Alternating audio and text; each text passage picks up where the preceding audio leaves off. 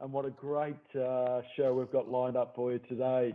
Really looking forward to having a chat to Ted Whitten Jr. about the E.J. Whitten Foundation and everything around his dad, and also Ted's fabulous VFL career. But before we do that, of course, my co-host, my partner in crime, welcome James Robertella. Thanks, Barry. And obviously we're in lockdown number 2. Yeah. And coming off last week's chat, it is a shame that we've got to this stage, but yeah, we're working through again the challenges that present in lockdown, and I suppose if anything, with the silver linings, it's an opportunity to to practice all those good behaviours that we talked about a few months back with our Find Your 30, and excited to work with some new initiatives over the coming weeks, as a sure you are too, Barry, and the team at WynActive. So look forward to our discussion today, and excited to get into it. Fantastic, thanks, James, and we're certainly looking forward to the Find Your 30 challenges that we're going to roll out over the next couple of weeks. But it's absolutely my pleasure to introduce a well-known person around town, a name that is synonymous with AFL football. Welcome, Ted Whitten Jr. It's great to have you on board in the WynActive Webcast. Thanks, Barry. Good to be with you, and James, good to see you, mate. Looking forward to having a chat, and in this, I guess it's a bit of a different time, isn't it, what we're going through at the moment? Certainly is. It's a time that is unprecedented in modern history, that's for sure, and something that where I think people are generally stepping up for the challenge. But one way we're trying to do that is to talk to really interesting people like yourself who have a really good message. And but before we talk about the E.J. Whitten Foundation, which is a mammoth topic in itself, but Ted, you played, I think it was VFL football at the time, VFL AFL football, and had a really good career. Perhaps can you tell us a little bit about your background growing up, but also your VFL career, which was quite illustrious in itself? Yeah, I had an interesting upbringing as an only child of E.J. Whitten, Mr. Football, and that was interesting, I can assure you, of just trying to learn all the details about how to play football with that name, but copped a few whacks along the way. And look, I finally worked my way up through the juniors, starting in the under-8s with F&Y Socials, and all the way through before I was drafted under the father and son rule by the Bulldogs when I was 17, and that was unbelievable, because I always wanted to be able to play for the Bulldogs, and the father and son rule was an opportunity to do that. So got through there, and then I had 144 games. Not many people would really recognise that, but I did actually play 144 games, and I was cut down with bad knee injury when I was 25 years of age. That led on to 3 reconstructions of my knee in 3 consecutive years. Pretty much ended my career, because the surgery in those days was pretty average, and I tried 2 or 3 times to come back and wasn't able to. So I called it a day. 144 games, fantastic to be able to do that, but sadly would have liked to have been able to play more games, but I guess there's plenty of blokes who haven't played one game, and I should be happy with being able to play 144. But after my career finished with the playing side of things, I stayed on at the Bulldogs in a range of different roles, including even team manager of the reserves for a year, just to get me going. And then I ended up on the match committee of the Bulldogs, and also skills coach at the same time. And so I worked alongside some good coaches that were there at the times, like Terry Wallace, Terry Wheeler in particular, who I started my career with, Alan Joyce, and I forgot to mention early on in my career I played under Bob Rose and Billy Goggin, and so that was good experiences, and also Royce Hart. So look, I stayed on for about the next 12 or 13 years after I retired, and that was also terrific to keep an involvement going with the Bulldogs. And even though I couldn't play, I was still involved as a skills coach and match committee member. So it was good to stay on, and I did that until about 1994 or 5, when my father got pretty crook and decided to take some time off to try and spend with him and look after him as he was heading towards the end of his life, and that was a great opportunity to be able to do that. So that was my kind of history with the Bulldogs as a player, match committee member, skills coach. But I was also a mascot of the Bulldogs when I was first born, and I started going to the games and running out with my dad in front of the team. And I've got lots and lots of great photographs that I can remember back on. And so I guess I've been a Bulldog member for about 60 odd years now, and it's great to see them starting to play well again, and the highlight being, of course, 2016. Wow, incredible journey, Ted, and thank you for sharing. And you touched on the mid-90s and the challenges you face with EJ and his battles with prostate cancer. Tell us a bit about that time and your father, and you obviously founded the EJ Whitten Foundation following that. But maybe if we can delve into that particular time within your life. Yeah, well, I'll just go back to when I first found out about my dad's illness. We were coming home one night, and we stopped probably 8 or 9 times for him to go to the toilet, and we ended up on the banks of the Yarra at Leonda for about the 10th time for him to go to the toilet again, right? So I was standing out there, and I said to him, "Gee, you've been to the toilet a lot. You okay? Is everything all right?" And he said, "Well, no, not really." He said, I'm trying to go to the toilet, but I can't. I'm in a lot of pain, and when I do go, it feels like razor blades." And I said, "Well, how long's this been going on? Have you been to the doctor?" And he said, "Oh, it's been going on for 2-3 years, and it's been getting worse, and I haven't been to the doctor. I haven't had time." And I said, "Well, I think it's about time you went to the doctor." And this is kind of both of us not realising that he had prostate cancer at all. He just had an issue with his waterworks, and it got that bad that he now had to do something about it. So we did that the next day. Went to see a doctor who referred us straight back on to a urologist, and that's when we got the bad news that he had inoperable, incurable, aggressive prostate cancer that had escaped the prostate gland itself and gotten into his bones, and pretty much he was on up to 4 years death sentence, so to speak. So it was terrible news, terrible that we had to find that out. And I guess if he had have known more about prostate cancer itself, and he had have been more aware of the disease, understanding that it is curable if it's detected early, he could be still with us today. And unfortunately, even though he fought it hard, he fought it right to the finish with all that he had in him, he wasn't able to. And it's one of those stories that I guess that, goes down in history, that if he had known early, he could be with us today, yes. But why didn't he? Why didn't he go to the doctor? Well, he didn't, and he wasn't educated well enough to be able to do that. Just thought he had an old man's disease that he could fix when he had the time, and I guess in some way that's cost him his life in the long run. So as we all know, he passed away in 1995, and we had a fantastic send-off for him. You'd be all aware of the lap of the G a couple of months before we lost him. That was a great moment.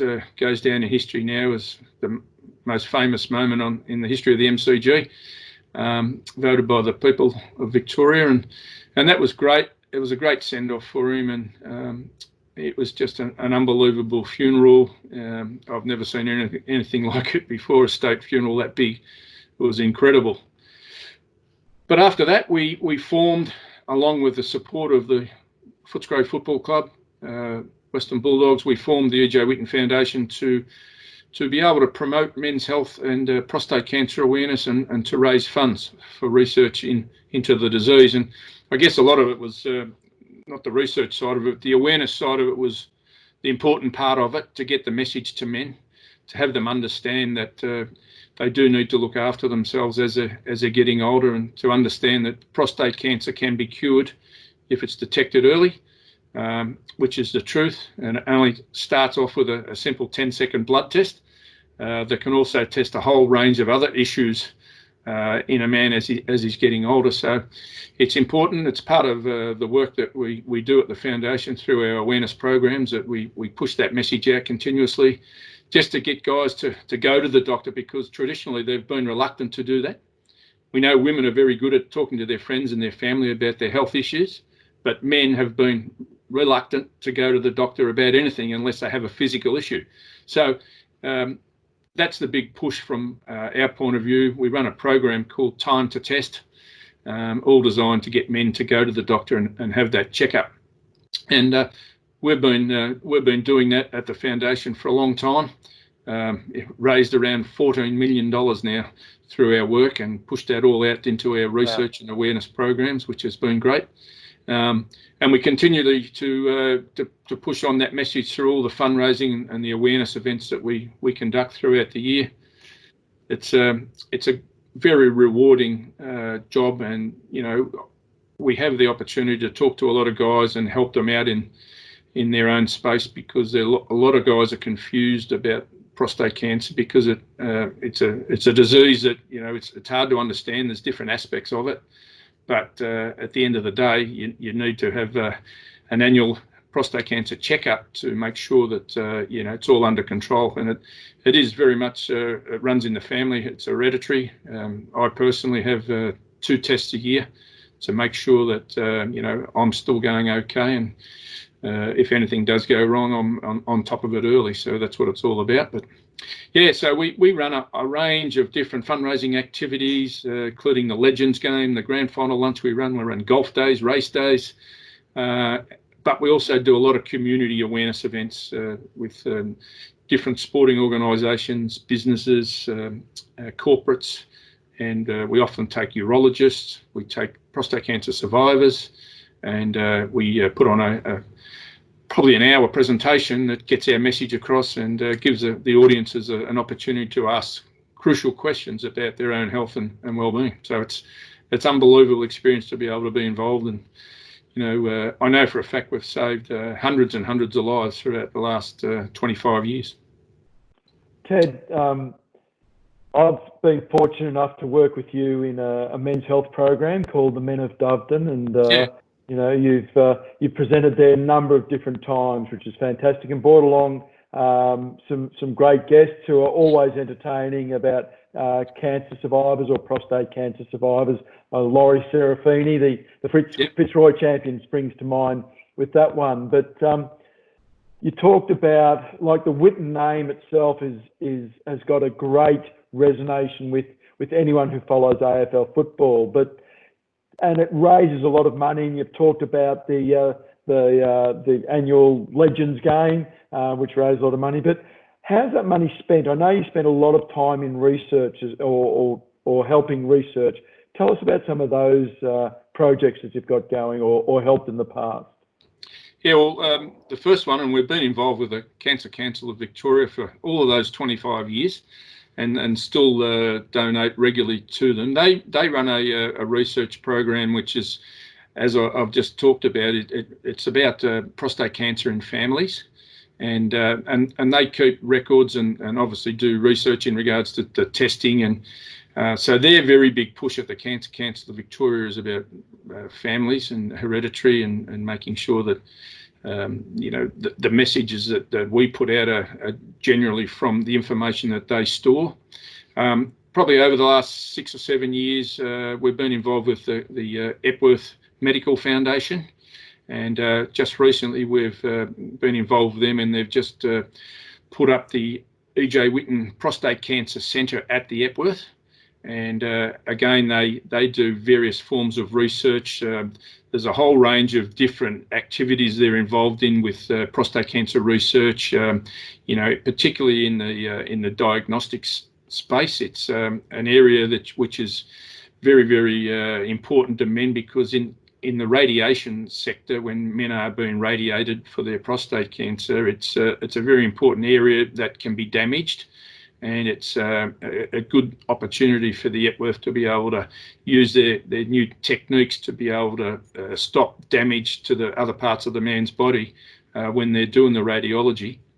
So that's an area that we're working on with the Epworth, but also they research prostate cancer as well in various forms. And along with Monash University, have been a great beneficiary of ours. They've got a terrific history, and it's again one of the great things about the foundation and our involvement with organisations like the Epworth and Monash is terrific. I've been luckily enough to go to these organisations and watch them do their work, and it's specialised, and it's fantastic to be able to see them. They're great operators, and we're delighted to be involved with them and help them and support them in their work, because the work that they're doing, it takes, at the moment there's no cure for prostate cancer at all, but we have to keep working and keep funding and keep trying and keep researching to make sure that we come up with these new opportunities, new diagnostic measures to be able to help guys in their treatments,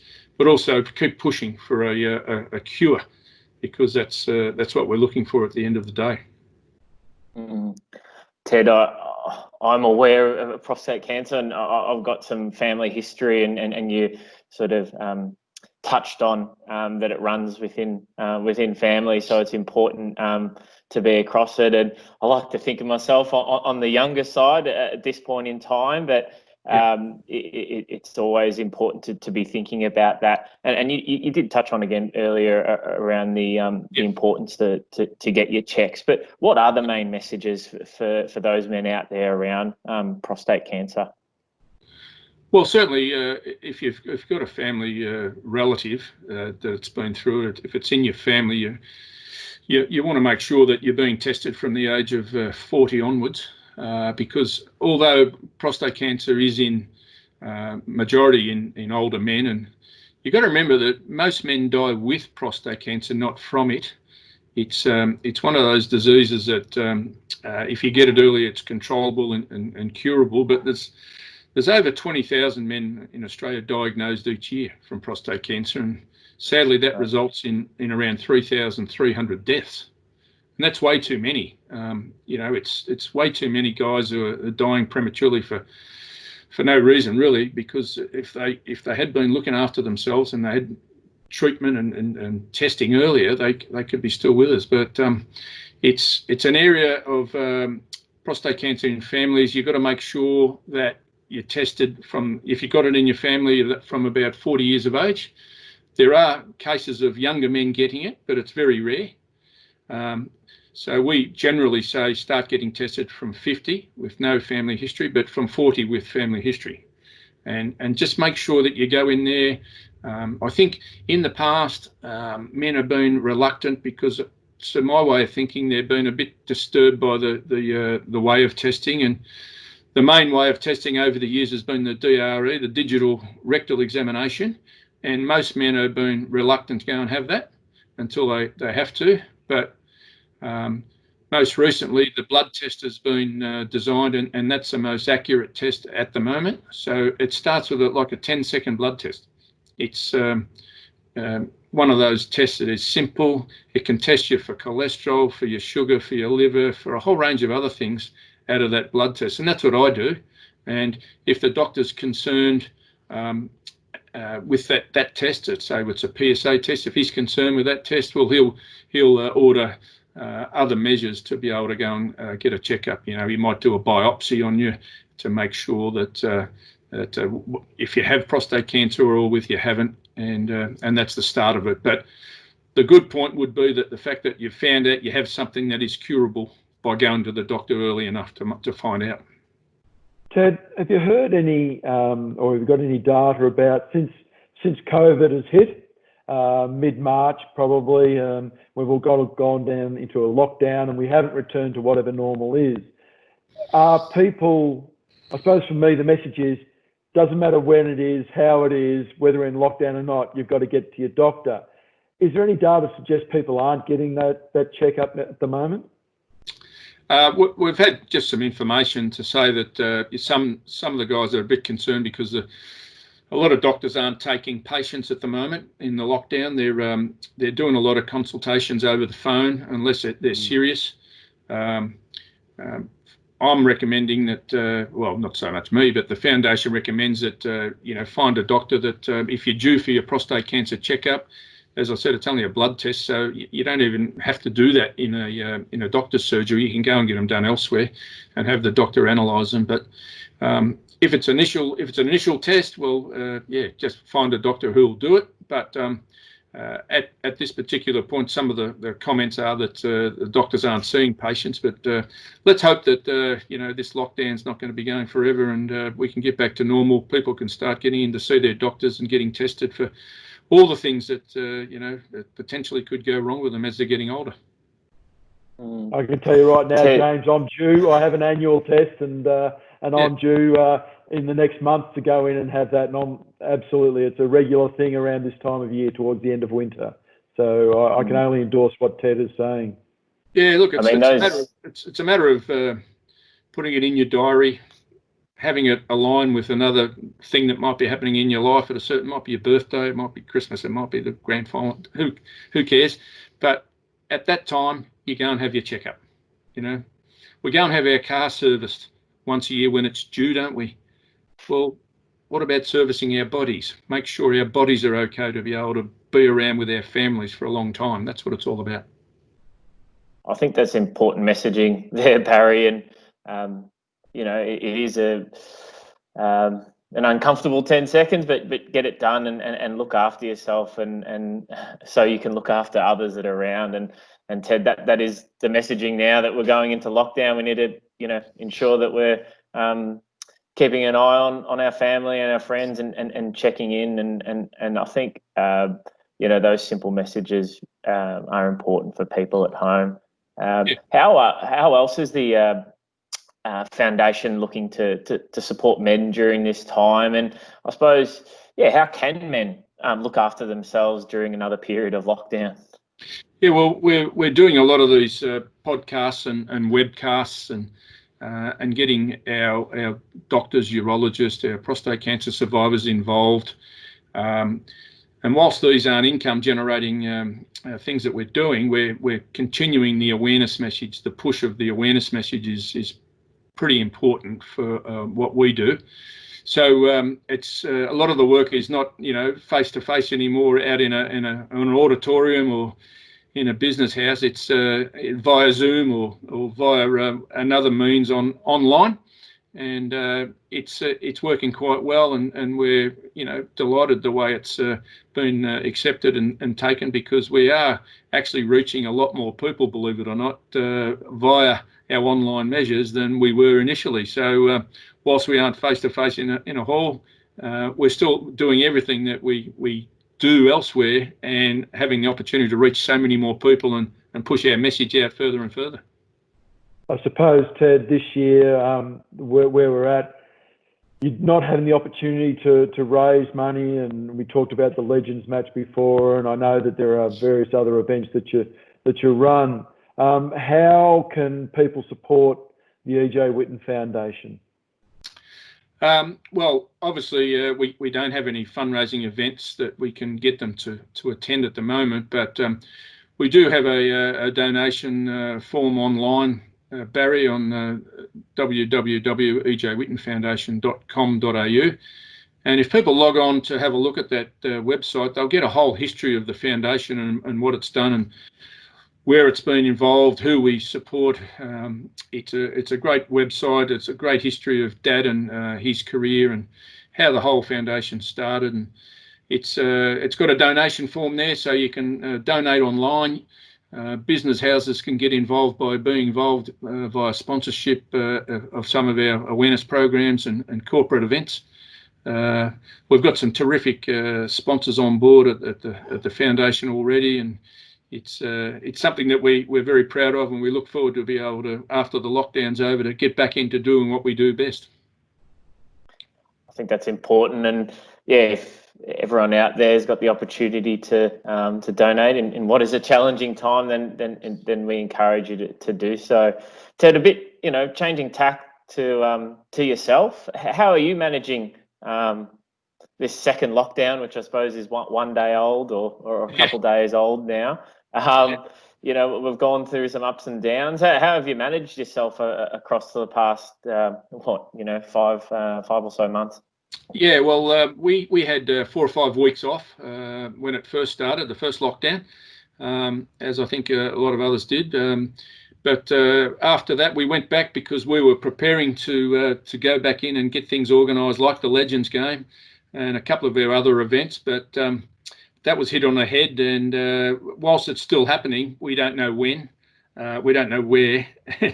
We kind of got our hands tied. We're in a no-win situation, and so we're now raising, apart from a few donations here and there, we're not raising any money as we normally do. So it's a bit tough for us, and like a lot of others, we're being supported by JobKeeper. But as of yesterday, we're now working from home. We're doing all of the stuff that we've been doing in the office online. I personally have been trying to walk the dog every day early in the morning, and just be careful of what you're eating and your diet, because it's easy to get away from you when you're not going to work and you're not doing the same things day by day. It's easy to start eating and drinking too much, and the weight increases, and it's easier said than done, I know. But so I've been working from home, walking the dog once a day, trying to watch what I'm doing, and just trying to stay fit and healthy, and make sure that our messages through our online programs are getting out to the people to hear the message, and to try and take it in, and do the same thing, look after themselves, to make sure they're around for a long time with their families. It's that time of the webcast, and Ted, what we do in these webcasts, every single one of them, we try and practice some gratitude.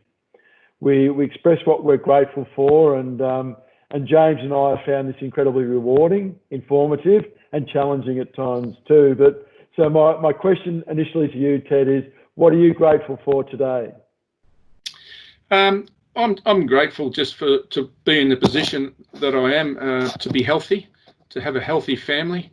I've just become a grandfather for the first time. Oh, congratulations. Thank you. A little girl, she's just turned 1, and we've been looking after her. She's still here with me right now, and just having the ability to be involved and look after her, and have a healthy family is what I'm grateful for. Fantastic. James. Barry, I think today's messaging with Ted is really important, and I'm grateful for those with the profile within the community to be promoting such an important message. So yeah, to Ted, to your father, and to the foundation, I'm grateful for all the work that you've done. I've attended a couple Legends games over the years, and very aware of the foundation's work within the community. So grateful for that. But one thing, Ted, I like to celebrate within these sections is the smaller things in life. And over the last couple of weeks, I actually upgraded my phone, Barry, to a brand new iPhone 11, I think it is. And for the first time a couple of days ago, I paid with something with my phone and not my credit card or my FPOS card. And I thought that was quite remarkable. I'm sure people are doing it every day and with everything that they purchase, but that was something unique. So I'm grateful for technology in that sense. One of the things, guys, that I've noticed in the last probably 4 or 5 months is that I pretty much haven't paid for anything with cash. Everything, how you've always got some cash in your pocket to go and buy a paper or a cup of coffee. I don't think I've used cash in the last 4 or 5 months. Everything's on card now. So do I need cash anymore? I'm not sure. I think that's the you've big got question. Your phone. So you've got your phone now, so that's great. You've got your cards, and why do you need cash? Why do you need a wallet? Barry, the only reason is to carry your license, I think. And we should be able to put that on our phone too. I think it's only a matter of time. But Barry, what about yourself? What are you grateful for today? Yeah, thanks, James.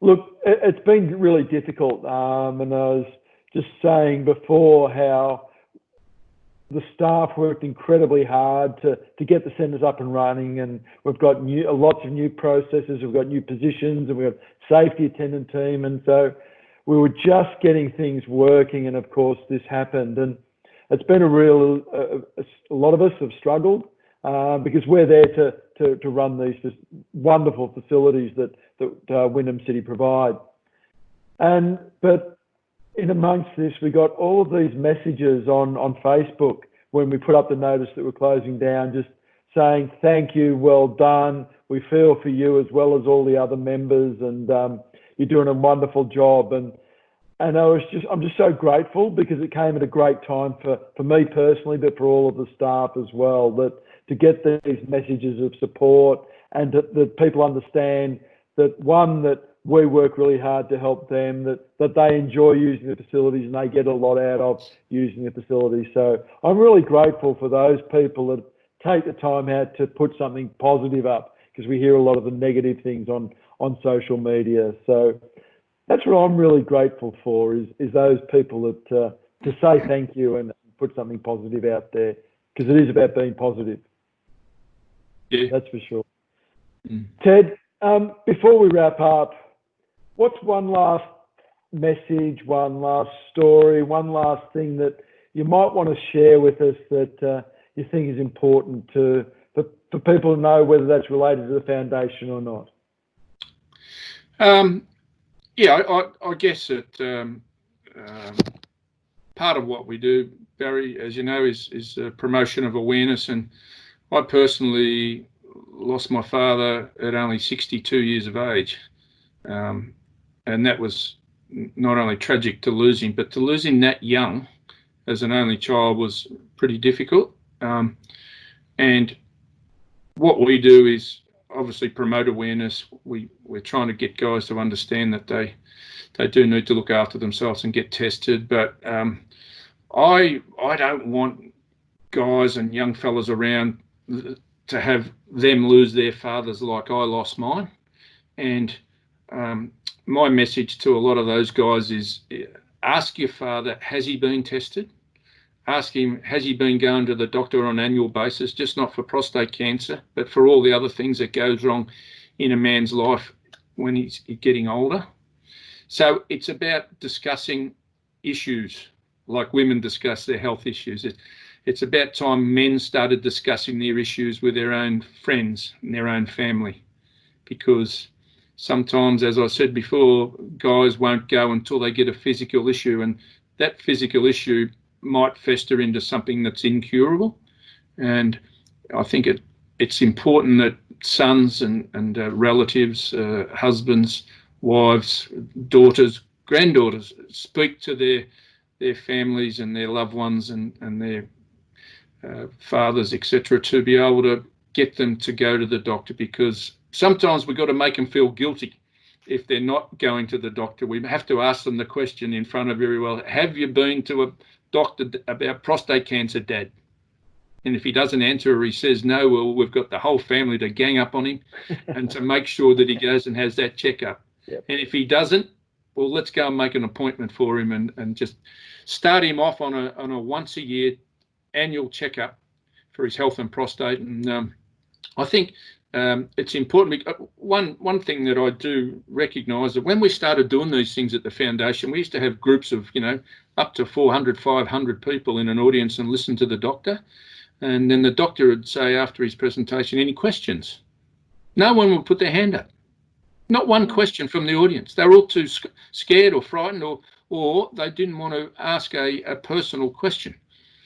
So if you fast forward to now, when we have a function, whether it's 50, 100 or 800, we cannot get the audience to put their hands down. There are questions flying off left, right and centre, and very, very personal questions, which indicates to us that we are getting our message out there. Men are starting to listen and they're wanting to learn more about their own general health, and in particular, prostate cancer, the questions that they don't know and they're now not afraid to ask.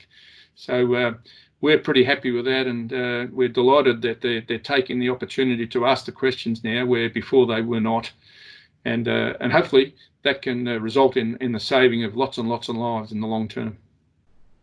I think that's important, Barry, and appreciate you providing that insight, Ted, and those are some simple take-home messages that everyone can relate to, and during these times as well. I know Barry said that was your last question, but it'd be remiss of me not to ask something about the footy, Ted. And I'm sure you're enjoying your footy, and Barry and I certainly are enjoying it on the weekends. But how are you seeing the game at the? I can imagine you could probably strap on the boots and still have a kick around. How are you enjoying footy at the moment? And your beloved Bulldogs, and what are you taking out of the game in 2020 during these unprecedented times? Well, 2016 was a great year, wasn't it, when the Bulldogs won the premiership for the first time in about 55 years or something? But obviously, I'm a life member of the Bulldogs and member of the past players. I go to all the home games and even a few of the interstate games when I have the opportunity. And it's a great way of catching up with all your mates and past players that you haven't seen for a long time. And we often talk about footy and how it's going. And in the last few years, it seems to have declined into a bit of a rugby scrum or a basketball game in the way it's being played. And I think since the latest lockdown, when it's come back, it's been different again with the shorter quarters and the low scores. So it hasn't been terrific to watch. But I'm interested in some of the comments by a few of the old players about some of the rule changes that they might be considering to bring in, like if you kick the ball backwards, it's play on. They're trying to extend a short kick from 15 metres to 20 metres otherwise it's play on. I think that it's become a little bit stop-start, and that's all about coaches wanting to maintain possession. They don't want to lose the ball, and so it's all defence and possession. And occasionally you'll get a good game where the ball will flow freely and it'll be high scoring and people will forget about it. But in general, I think that it's not as free flowing as what I would like it. Everyone loves the ball to be zinging around and high scoring and spectacular high marks and things like that. But it hasn't been happening as much as I like. And hopefully that they can look at the game. And I don't really know if they should take out a couple of players off the ground, and make it a 16-man team instead of 18 on the ground. I'm not sure, but they need to have a look at the way the game's going, I think, the AFL, and just consider some options as to getting it back into free-flowing. They kind of play with these rules every now and then. They've even played with the rule the other night about holding the ball, where some of the guys have got no hope of getting rid of it, and because he's not trying to handball it with about 10 blokes on top of him, it's holding the ball, it's going to cost a grand final to some teams at some point. So they've got to make sure they get the rules right. But look, I love footy. It's a great game. We wouldn't be without it, If there's no footy, all we got to watch is horse racing, and there's nothing else except replays of golf and all the other sporting things that have happened over the years. But we need footy. Everyone needs footy. Look, thank you very much for joining us today, Ted. It's been an absolute delight to hear your stories, to listen to you, and to find out a bit more about the E.J. Whitten Foundation, the amazing work that you're doing, and that really key message of, men, if you're over 50, get to your doctor and have that test. Thank you, James, for again joining me and on this WynActive webcast. It's always great, and we always have an absolute ball, I'm sure. Thank you, everyone, for joining us today. I really hope you've enjoyed it. I know I have, and I think the key message is please, please, please, men over 50, get out there, go and see your doctor, have that vital PSA test, plus all other tests that we know are needed, and your doctor knows what is needed. Look after yourself, look after each other, and most importantly, keep smiling. Bye for now.